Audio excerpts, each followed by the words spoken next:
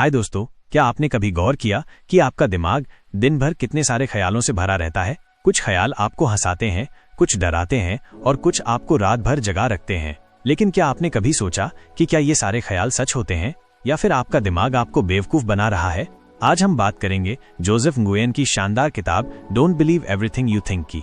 ये किताब आपको सिखाएगी कि कैसे आपके ख्याल आपकी जिंदगी को कंट्रोल करते हैं और कैसे आप उन ख्यालों से आज़ादी पा सकते हैं। ये सिर्फ एक किताब नहीं बल्कि एक रास्ता है अपनी जिंदगी को खुशहाल और तनाव मुक्त बनाने का। तो तैयार हैं अपने दिमाग के खेल को समझने के लिए? चलिए शुरू करते हैं। सेक्शन 1, हमारे ख्याल हमें कैसे कंट्रोल करते हैं। सबसे पहले ये समझते हैं कि हमारे ख्याल इतने पावरफुल क्यों हैं। जोसेफ कहते हैं कि हमारा दिमाग एक कहानी सुनाने वाला है। ये हर पल कहानियां बनाता है, जैसे मैं ये काम नहीं कर पाऊंगा या वो मुझसे नाराज है। लेकिन सच्चाई ये है कि ये ख्याल हमेशा सच नहीं होते। उदाहरण के लिए, मान लीजिए आपका बॉस आपको मीटिंग में कुछ कहता है। आपका दिमाग तुरंत सोचने लगता है, उफ, मैंने कुछ गलत किया, अब जॉब खतरे में है। लेकिन क्या ये सच है? शायद बॉस का मूड खराब था या वो किसी और बात को लेकर परेशान था। जोसेफ कहते हैं कि हमारे ख्याल हमारी भावनाओं को जन्म देते हैं। अगर हम हर ख्याल पर यकीन करेंगे तो तनाव, डर और चिंता हमारी जिंदगी का हिस्सा बन जाएंगे। तो दोस्तों, अगली बार जब आपका दिमाग कोई डरावनी कहानी बनाए तो रुकें और पूछें, क्या ये सच है? सेक्शन 2, ख्यालों का असली स्रोत क्या है।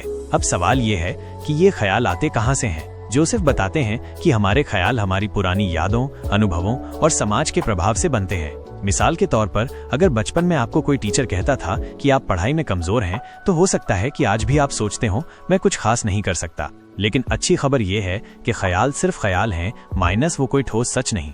जोसेफ कहते हैं कि हमारे दिमाग का काम है हमें सुरक्षित रखना, इसलिए वो हमें हर खतरे की चेतावनी देता है, भले ही वो खतरा असली न हो। जैसे अगर आप स्टेज पर बोलने से डरते हैं तो आपका दिमाग कहेगा, सब हंसेंगे, मत जा। लेकिन सच में लोग शायद आपकी तारीफ करें।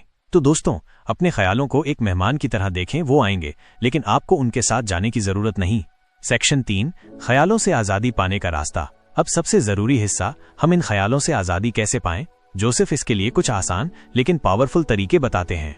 1, अवेयरनेस। सबसे पहले अपने ख्यालों को नोटिस करें। जब आप गुस्सा, दुखी या डरे हुए हों तो रुकें और पूछें, मैं क्या सोच रहा हूं। 2, सवाल करें। अपने ख्यालों से सवाल करें, जैसे क्या मेरे पास इसके सबूत हैं या क्या ये ख्याल मुझे मदद कर रहा है। 3, लेट गो करें। ख्यालों को पकड़कर न रखें, उन्हें बादल की तरह गुजरने दें। एक रियल लाइफ उदाहरण, जोसेफ ने एक दोस्त की कहानी शेयर की जो हमेशा सोचता था कि वो नाकामयाब है। उसने अपने ख्यालों को नोटिस करना शुरू किया और हर बार पूछा, क्या ये सच है। धीरे धीरे उसका आत्मविश्वास बढ़ा और उसने एक सफल बिजनेस शुरू किया। तो दोस्तों, आज से अपने ख्यालों को जज करना शुरू करें। वो आपके मालिक नहीं, आप उनके मालिक हैं। सेक्शन 4, प्रेजेंट मोमेंट की ताकत। जोसेफ एक और खास बात सिखाते हैं, प्रेजेंट मोमेंट में जीना। हमारा दिमाग अक्सर या तो बीते हुए कल को याद करता है या आने वाले कल की चिंता करता है, लेकिन सच्ची शांति सिर्फ अभी के पल में है। उदाहरण के लिए, जब आप खाना खा रहे हो तो सिर्फ खाने का स्वाद लें। जब आप किसी से बात कर रहे हो तो सिर्फ उनकी बात सुने। जोसेफ कहते हैं कि जब हम अभी में जीते हैं तो हमारे ख्यालों का शोर कम हो जाता है। एक आसान ट्रिक है, दिन में 2 मिनट रुकें, गहरी सांस लें और अपने आसपास की चीजों को नोटिस करें। ये छोटा सा कदम आपको तनाव से बहुत राहत देगा। तो दोस्तों, अभी के पल को जियो, क्योंकि यही असली जिंदगी है। सेक्शन 5, खुशहाल जिंदगी की चाबी।